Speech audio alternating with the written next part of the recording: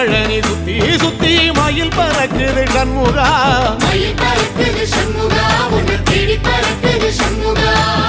கிட்ட வந்து எட்டி நின்னு என்ன பார்த்து சிரிக்குது சண்முகா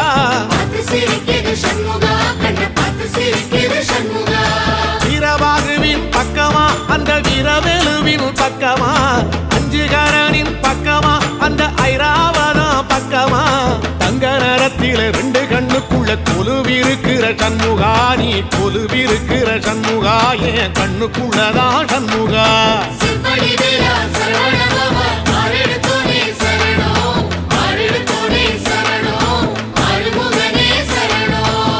மருதமர சத்தியமாவோ அறுபடைய சண்முகா